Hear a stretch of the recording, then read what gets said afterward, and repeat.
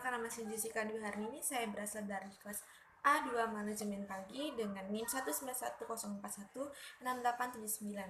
Saya berasal dari Universitas Pancabakti Pontianak. Saya di sini akan membacakan dua kesimpulan dari dua video yang dikirim oleh Bapak Adi Mursalim sebagai tugas untuk kami mahasiswa semester 3 dalam makul manajemen operasi. Video yang pertama saya akan sebutkan adalah video dalam mengukur produktivitas. Saya akan mulai membacakan kesimpulan saya untuk video yang pertama. Bagaimana cara mengukur produktivitas? Ada banyak cara untuk mengukur produktivitas. Berikut merupakan daftar cara mengukurnya. Perlu diketahui bahwa daftar ini tidak menyeluruh dan sangat bergantung pada jenis pekerjaan dan bidang tugas tertentu. Pertama, produktivitas penjualan atau sales. Cara paling logis untuk mengukur produktivitas adalah dengan penjualan. Pada akhirnya, penjualan adalah hal yang mengendalikan organisasi. Akan tetapi waspadalah.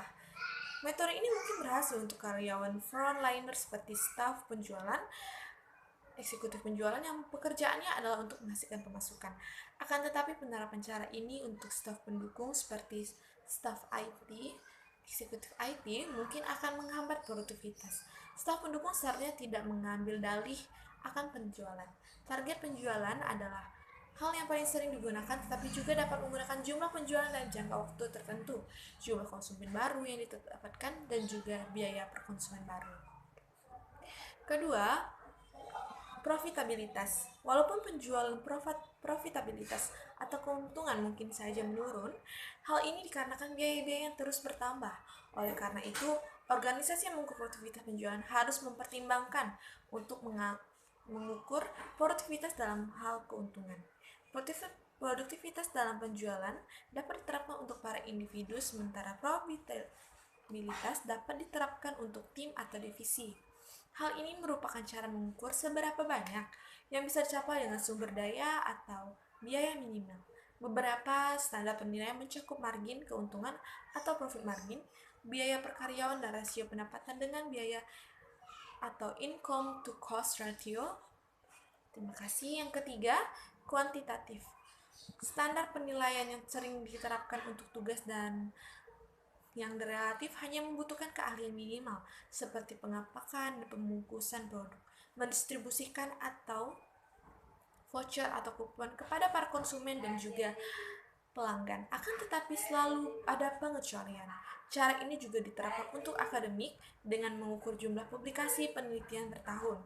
Publikasi ditujukan untuk pengecekan tingkat tinggi untuk para profesor, sehingga penilaian secara kualitas sudah terukur dengan sendirinya. Keempat, kualitatif. Cara ini paling tepat diterapkan untuk para staf yang tugasnya sangat penting yang berkaitan dengan produk, jasa, dalam kasus tertentu operasional.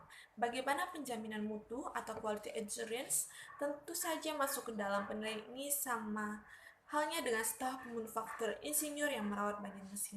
Penilaian-penilaian seperti jumlah kesalahan per jumlah output atau jumlah pelanggan yang per minggu atau per bulan dapat diterapkan.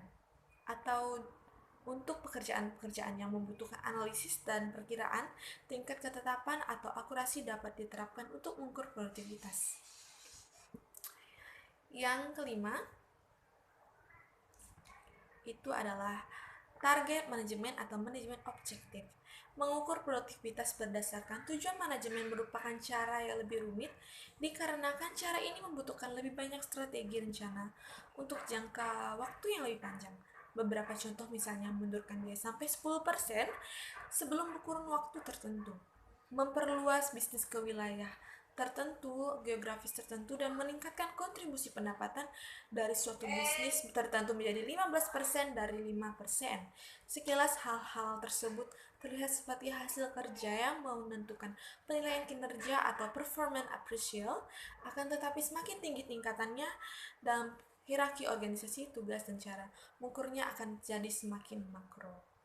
Itu dia kesimpulan dari video pertama, dan saya akan membacakan kesimpulan dari video kedua, yaitu tentang peramalan. Kesimpulan yang saya dapatkan dari video kedua adalah peramalan merupakan tahapan awal dalam perencanaan sistem operasi produksi. Peramalan adalah kegiatan memperkirakan tingkat permintaan produk yang diharapkan untuk suatu produk atau beberapa produk dalam jangka waktu di masa panjang yang akan datang.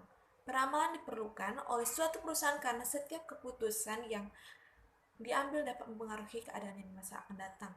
Seperti halnya, kita harus menyiapkan hal tersebut untuk hal yang akan datang di masa yang akan datang, seperti keadaan-keadaan misalnya peningkatan jumlah karyawan atau sebagainya.